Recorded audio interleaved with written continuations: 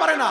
আর ফতোয়া দিচ্ছে কি শুনেন, আহলে হাদিস ভাইদের একজন ইমাম যার নাম হচ্ছে ওয়াহিদুজ্জামা, নিজের কিতাব হাদিয়াতুল মাহাদির মধ্যে লিখেছে, যেই পশু জানোয়ারের মাংস খাওয়া যায় ওই পশু জানোয়ারের পেশাব পায়খানা দুটোই পাক। গরুর মাংস খাওয়া যায় না, না যায়? গরুর মূত্র পাক, আপনার ওই গোবরও পাক। মুরগির মাংস খাওয়া যায় না, না যায়? মুরগির পেশাব পায়খানা দুটোই পাক। যত রকমের পশু পাখি মাংস হালাল, তার পেশাব এবং পায়খানাও হালাল। এটা হচ্ছে আমরা আহলে হাদিস ভাইদের ফতোয়া।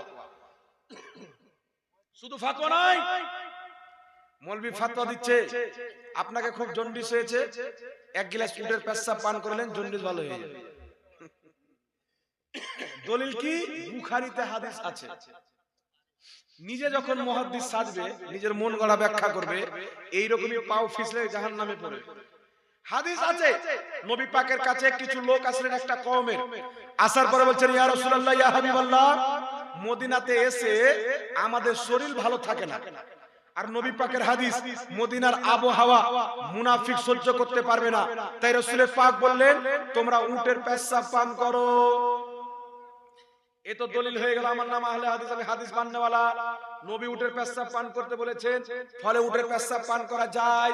কিন্তু মুহাদ্দিসিন বলছেন, যাদেরকে উটের পেশাব পান করতে বলা হয়েছিল তারা ছিল মুনাফিক।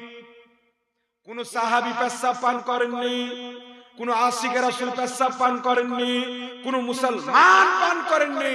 মুনাফিক আল্লাহ রাসূলের দুশমনকে নবী উটের পেশাব পান করেছেন। আপনি মুনাফিক না মুসলমান? জি, এটা আমার আপনার মুকাদ্দারের তফাত। নবীর সুন্নাত পবিত্র হালওয়া আমাদের কপালে, উটের মুত আর পায়খানা আপনাদের কপালে, নাকি বলেন? আর শুধু তাই নয়, এক শ্রেণীর ব্যক্তি আছে কিতাবে লিখছে মন্দিরের প্রসাদ খাওয়া যায়। আল্লাহ ওয়ালার মাজারের শিরনি খেলেন তো শিরিক, আর মন্দিরের প্রসাদ খাওয়া যায়, বলে নাউজুবিল্লাহ। ফাতাহ রশিদের মধ্যে রশিদ আহমদ গাঙ্গুই লিখেছে, আল্লাহ বুঝার তৌফিক দান করুক ব্রাদার ইসলাম।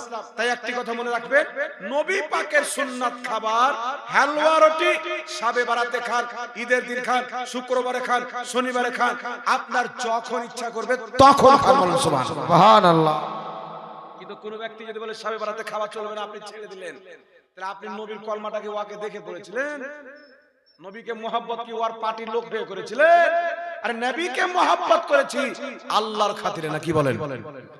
জোরে বলেন, আল্লাহর খাতিরে।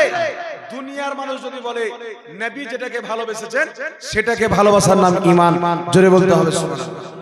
এইবার চলে আসেন ব্রাদার ইসলাম, মনে হয় একটা প্রশ্ন এসে উত্তরটা দিয়ে দিই।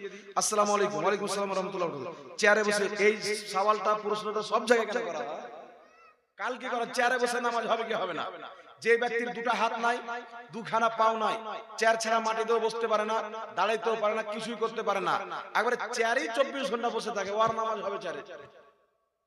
আর কেউ মাঠে কাজ করছে আপনার নেংটি মেরে খুব ধুমধাড়াক্কা, আর নামাজ পড়তে আসছে তার চেয়ারে মারছে ধাক্কা, ওর নামাজ চেয়ারে হবে না। জি কি গরু ছাগল কবরস্থানে বাঁধলে কি হবে? গরু ছাগল বাঁধা থেকে বিরত থাকবেন, কারণ আপনার উপরে যদি গরু পা চাপায় কষ্ট পাবেন কি পাবেন না? জি, আমার নবীর অসংখ্য হাদিস আছে, যেমন জীবিত ব্যক্তি কষ্ট পায়, মৃত্যু ব্যক্তিও কষ্ট পায়।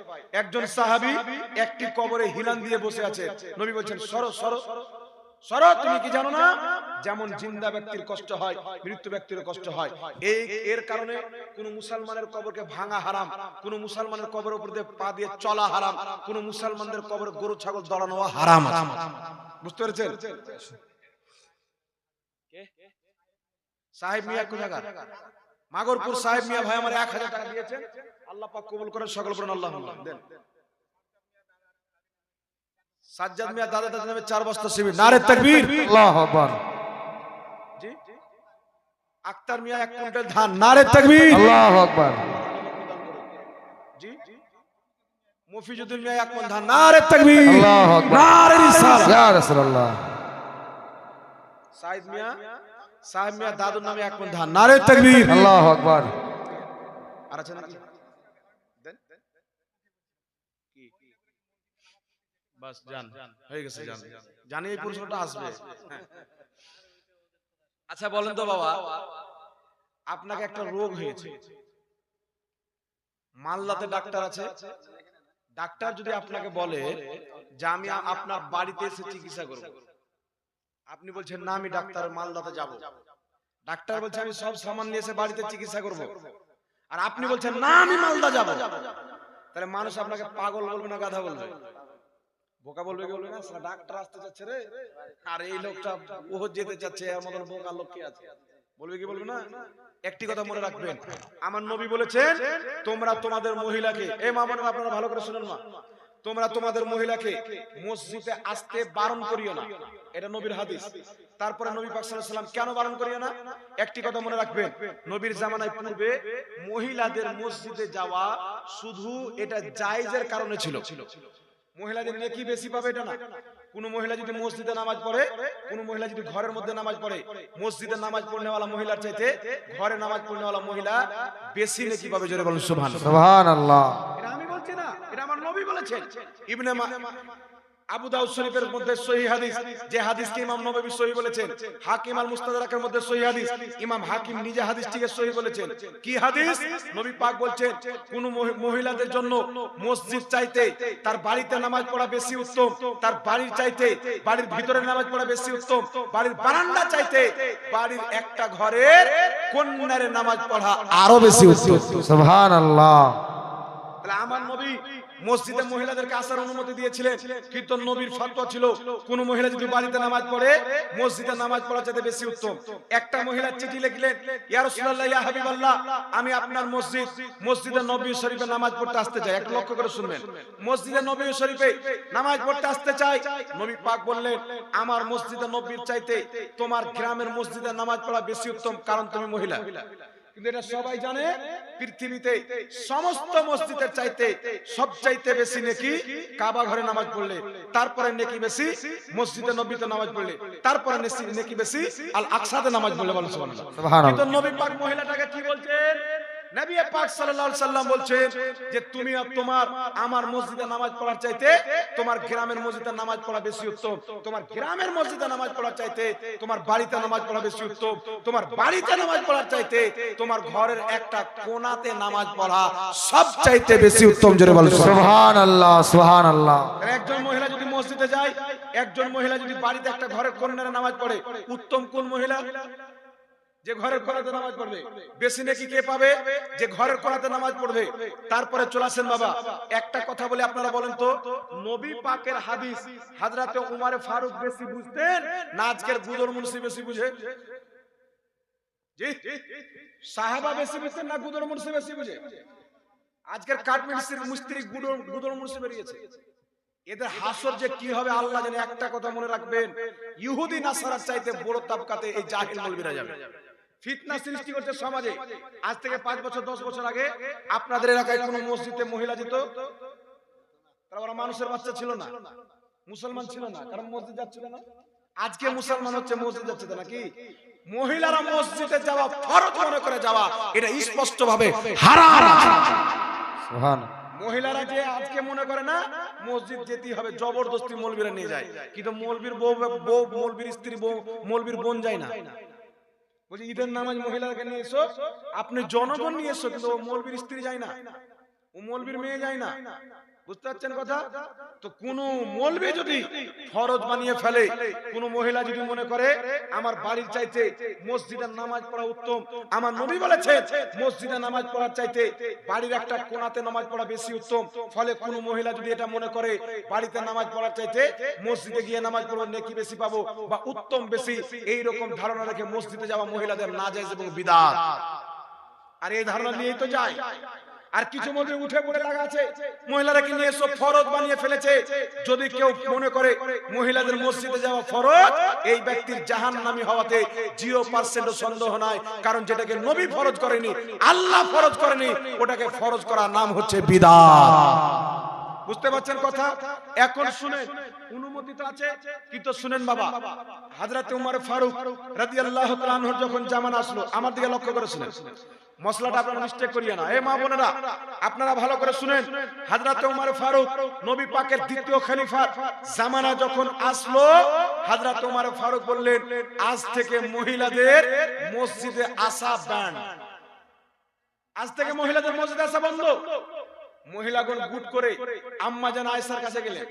মা আয়েশা, বুখারীতে হাদিস, নবী পাক সাল্লাল্লাহু আলাইহি সাল্লাম মসজিদে আসতে আমাদেরকে অনুমতি দিয়েছেন। উমর ফারুক নিষেধ করে দিলেন। আম্মা জান আয়েশা বললেন, তোমাদের যা অবস্থা বর্তমান জামানায়, নবী পাক যদি দুনিয়াবি হায়াতে থাকতেন, জাহিরি জিন্দেগিতে থাকতেন, নবী পাকও তোমাদেরকে মসজিদ আসাতে বারণ করে দিতেন, যেমন বনি ইসরাইলদের মহিলাদেরকে বারণ করে দেওয়া হয়েছে। সেই দিন থেকে বোন, হযরত ওমর ফারুকের জামানায় লাখ লাখ সাহাবী, কোন সাহাবী বলেন না ওমর ফারুক কেন নিষেধ করছেন। সবাই বুঝে গেলেন এখনকার মাতলাব ওমর শাহ, এটা পরিস্থিতি, এটা মহিলাদের মসজিদে আসা যাবে না। প্রত্যেক সাহাবা মেনে নিলেন। হযরতে আলীর জামানায় মহিলাদের মসজিদে ব্যান, উসমান গনির জামানায় মহিলাদের মসজিদে ব্যান, তারপরে চলে আসেন খেলাফত, পরে খেলাফত, হুসেনের জামানায়, হাসানের জামানায়, চারো ইমামের জামানায় মহিলাদের মসজিদে যাওয়া ব্যান। আর এখন কিছু গাঁজাখোর বের হয়েছে, মসজিদের মহিলা মানে মহিলাদের মসজিদে যাওয়া ফরজ। মানে ওমর ফারুক চাইতে নবীর হাদিস বেশি বুঝে, কিন্তু মসজিদে যদি ভালো চাপ্পাল দেখতে পায় মৌলবি চুরি করে নিয়ে চলে যাবে। আর এই হযরত ওমর ফারুকের বিরুদ্ধে ফতোয়া দেয়, কোন মহিলা যদি নেকি বেশি পাওয়ার আশায় জরুরি মনে করে, ফরজ মনে করে মসজিদে যায়, ওই মহিলা হচ্ছে বেপরদা নারী, বিদাতি নারী। ওই মহিলাও জাহান্নামে যাবে, যে নিয়ে যাবে ও জাহান্নামে। আল্লাহ হেফাজত করে, বলেন আল্লাহুম্মা আমিন। সকলে বলেন আল্লাহুম্মা আমিন। তাই যে মহিলা ঘরের মধ্যে নামাজ পড়বে, ওই মহিলার নেকি বেশি, সবচাইতে উত্তম মহিলা। আল্লাহ বুঝার তৌফিক দান করুন। এগুলো হয়ে গেছে। আচ্ছা, এটাকে দেখে কি লেখা আছে এখানে? কবরস্থানে গরু, এটা তো হয়ে গেছে। জর্দা দিয়ে পান খেলে, এটা কি আছে? 40 দিন ইবাদত থাকে না। তারপরে হাসে ডিম দিয়ে বাচ্চা ফোটা যাবে কি? দেখেন, জীবজন্তু হচ্ছে আল্লাহ পাক মানুষের উপকারের জন্য সৃষ্টি করেছে। জীবজন্তু, ওদের মাধ্যমে যেরকম ফায়দা নেওয়ার আছে, ফায়দা আপনি নিতে পারবেন। জর্দা পান খাওয়া যাবে কিনা, একটি কথা মনে রাখবেন। ইসলাম ধর্মে রাসূল পাক বলেছেন, কুল্লু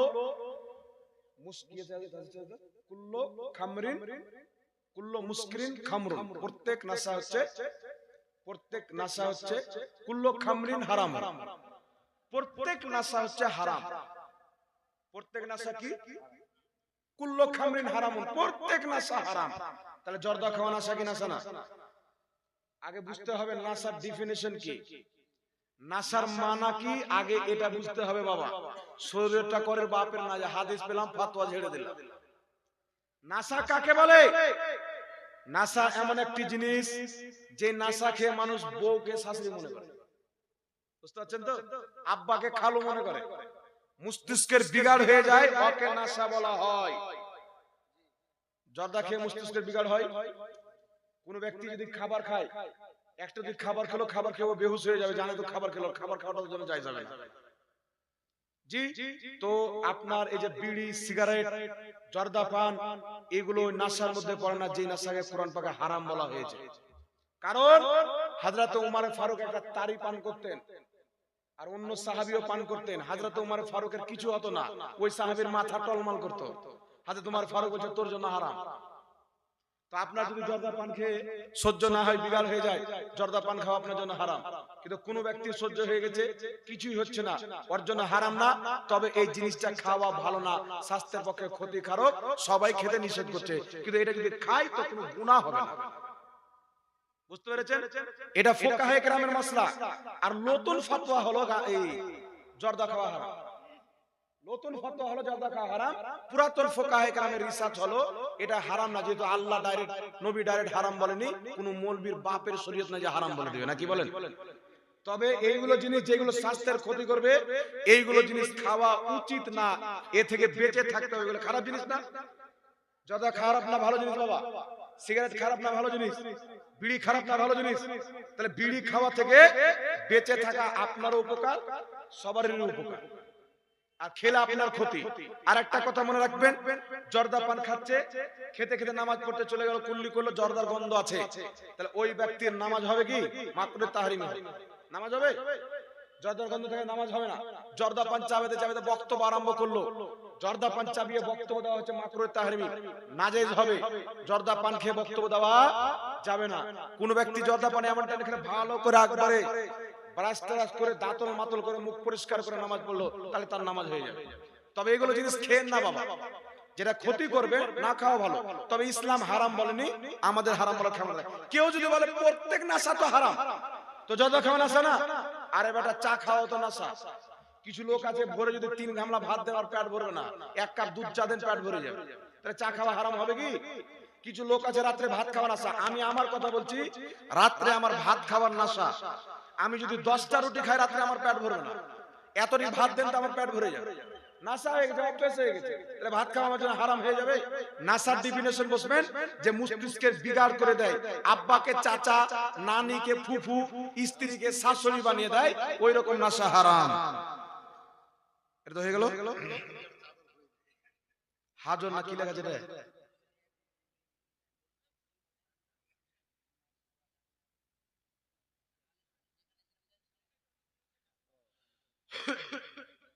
যাক, একটু আমার দিকে লক্ষ্য করেন বাবা, এই মশলাগুলো শুনেন না। মানুষ প্রশ্ন করছে, আমার বলার উদ্দেশ্য হচ্ছে আপনারা যেন সবাই শুনে। আমি বুঝতে পারছি রাত্রের 12টা বাজে, মানুষের 12টা বেজে যায় মোটামুটি। তো আপনাদের কি, আমারও তো 12টা বেজে গেছে, তবে একটা পার হয়ে গেছে। তো কিছুক্ষণ আপনারা দাঁড়ান। এখানে লেখা আছে কোন মৌলবি গোল আলু দেখেছেন আপনারা? গোল আলু অবশ্যই দেখেছে। গড়াবেন কিনা তো যেদিক সেদিকে চলে যাবে। তো কিছু মৌলবি আছে বাবা, ও বলছে ওয়াহাবিও ঠিক, এও ঠিক, এও ঠিক, সুন্নিও ঠিক, সব ঠিক। সুন্নিদের বাড়ি আসলো, মিলাদ কিয়াম করে নিল, করে বাড়ি এলো, করলো না। এরকম মৌলবি কি গোল আলু। একে বলা হয় সুলহাকুল্লি। কি বলা হয়? সুলাকুল্লি। আমার নবী বলেছেন 73 ফিরকা হবে, কুল্লুহুম ফিন্নার, সবাই জাহান্নামে যাবে, ইল্লা মিল্লাতান ওয়াহিদা, একটি জান্নাতে যাবে। আল্লাহ পাক বলেছেন লা ইয়াস্তাবি আসহাবুন নারি ওয়া আসহাবুল জান্নাহ, জান্নাতি জাহান্নামী কোনদিন বরাবর হতে পারে না, কোনদিন এক হতে পারে না। তো কেউ সুন্নি জান্নাতি মুসলমান হয়ে কোন ওয়াহাবিকে, কোন কাদিয়ানীকে, কোন শিয়াকে যদি মনে করে ওরাও ঠিক, ওরাও ঠিক, তাহলে এটা কোরআনের বিরুদ্ধে, হাদিসের বিরুদ্ধে। ফলে ও হচ্ছে আরেকটা ফিরকা। 72 ফিরকাতে কিছু কমতি আছে, ও আরেকটা নতুন ফিরকা বের করলো, যাকে বলা সুলাকুল্লি, সবাই ঠিক। ওই মৌলবীর পিছনে নামাজ পড়া হারাম। ওই মৌলবীর জবাই কিন্তু পশুর মাংস খাওয়া পর্যন্ত ইসলামে বৈধ নয়। জান্নাতীকে জান্নাতি, জাহান্নামীকে জাহান্নামী আপনাকে বলতে হবে, এটা আমার নবীর ফরমান, এটা আল্লাহর ফরমান। এখানে লেখা আছে মুহররম খেলা যাবে কিনা, স্পষ্ট হারাম। মুহররমের নামে আমাদের সমাজে যে আজে বাজে কাজ হয়, নাউজুবিল্লাহ। বলেন তো যুবক ভাইরা, আপনার আব্বা যদি মারা যায়, আমি গিয়ে ডান্স করব, কেমন মজা লাগবে আপনাকে? জি, আপনার মা মরে যায়, আপনার মায়ের লাশের পাশে আমি ডান্স করব, মজা লাগবে? শুনতেই তো কথাটা খারাপ লাগছে, যে মৌলবি বলছে কি করে, না কি বলেন বাবা? তাহলে ওই দিনে ইমামে হুসেন শহীদ হয়েছে, আর আপনি ওই দিনে তাবড়া বাজাবেন আর ডান্স করবেন আর ঢোল বাজাবেন, নবী খুশি হবে না বেজার? আর ওই দিনে তো নবীর চোখে পানি, ফাতিমার চোখে পানি, আলীর চোখে পানি, প্রত্যেক ব্যক্তির চোখে পানি ছিল, আর আপনি ওই দিনে খুশি পালন করছে। স্পষ্ট হারাম, মুহররম খেলা করা হারাম আছে। তবে মুহররমের মাসে কোন ব্যক্তি যদি খাওয়া দাওয়া করার মাধ্যমে ইসালে সওয়াব করতে চায়, খিচুড়ি রান্না করে আর কোন পবিত্র খাবার রান্না করে কুরআন তিলাওয়াতের মাধ্যমে বা মাহফিলের মাধ্যমে, জিকির আজকারের মাধ্যমে ইসালে সওয়াব যদি করতে চায়, ইমামে হুসেনকে স্মরণ করতে চায়, এটা জায়েজ আছে। কিন্তু ঢোল বাজানো, তাবলা বাজানো হারাম আছে। এটা তো হয়ে গেছে, তো হয়ে গেল মাসলা। জি, তো বাবা আপনাদের কাছে চাদর গিয়েছেন, আমাকে একজন রিকোয়েস্ট করেছিলেন, হুজুর মাদ্রাসার ব্যাপার আছে, তো যদি একটু কালেকশন করি। তো কালেকশন যা হওয়ার হয়ে গেছে, এ দেখেন হবে না। কি নাম বাবা আপনার? কি নাম আপনার? শানওয়ারা বিবি বাপ মায়ের নামে 500 টাকা। নারে তাকবীর, নারে রিসালাত, মাসলাকে আলা হযরত শানওয়ারা বিবি মামার 500 টাকা দাতা। বাবজি দুটা মশলা বয়ান করব, আপনারা শুনে যান। দুটা মশলা আপনারা শুনে যাবেন। কি নাম? মনিরুল ইসলাম, ন্যাংরা পুকুর, 2000 টাকা। তাই তো লেখা আছে। মনিরুল ইসলাম ন্যাংরা পুকুর থেকে এসে 2000 টাকা দান দিয়েছেন। আল্লাহ কবুল করেন, সকলে বলুন আল্লাহুম্মা আমিন। আচ্ছা আপনাদের কারো যদি দেওয়ার ইচ্ছা থাকে বাবা 500 1000 100 200 আপনারা দিতে পারেন। চাদর নিয়ে গেছেন আপনারা দিবেন। আর এই চাদরওয়ালা তালবিলিং তোমরা এদিকেও যাও, মা বন্ধুর দিকেও যাও। এখন কারোর কাছে টাকা থাকবে না থাক, আমার মা খালাদের কাছে টাকা থাকবে না, কি বলেন? কারোর কাছে থাক না থাক, ওদের কাছে থাকবে। এই দেখেন মাদ্রাসার শিক্ষক কি নাম হযরত মাওলানা ইমরান আলম রিজভী সাহেব, মাদ্রাসার শিক্ষক, 500 টাকা দান দিয়েছেন। আল্লাহ পাক কবুল করেন, সকলে বলেন আল্লাহুম্মা আমিন। একটা কথা বলবো, যিনারা মাদ্রাসার মালিক মিয়া 500 টাকা তাড়াতাড়ি দেন, তাড়াতাড়ি দেন। কি নাম? কই শুনবে মা আমার এক মন ধান, নারে তাকবীর নারে রিসালাত। মাদ্রাসা যাকে শিক্ষক রেখেছেন আপনারা কমিটিতে কি বলছি, যাক আমার বাপের বসে দাদার বসের লোক আপনারা বসে আছেন এখানে, ওলামায়ে কেরাম যারা মাদ্রাসার শিক্ষক হবে, মসজিদের ইমাম হবে, আপনারা তাদেরকে মহব্বতের নজরে, তাজিমের নজরে দেখবেন। কেউ কোনোদিন নিজের নৌকার চাকর মনে করিয়েন না, না কি বলেন বাবা? এটা মনে করিয়েন না যে 2000 8000 10000 বেতন দিয়ে রেখেছি তো আমার বাপের চাকর বা আমার নৌকার, এটা মনে করিয়েন না। আলিম উলমাকে মাথার তাজ মনে করবেন, এরা হচ্ছে নাইবে নবী। আলিম উলমার অসম্মান করা, নবীকে অপমান করা। নবী পাক সাল্লাল্লাহু আলাইহি সাল্লামে কে কষ্ট দেওয়া, আর যে নবীকে কষ্ট দেয় সে আল্লাহকে কষ্ট দেয়, এটা কোরআন পাকে আছে। তার কারণে আলিম উলমার ইজ্জত করবেন। আমার নবী বলেছেন তিনটি জিনিসের দিকে তাকানো ইবাদত, একটা হচ্ছে কাবা ঘর, একটা পিতামাতার চেহারা, একটা হচ্ছে আলিম উলমার চেহারা। জোরে বলেন সুবহানাল্লাহ।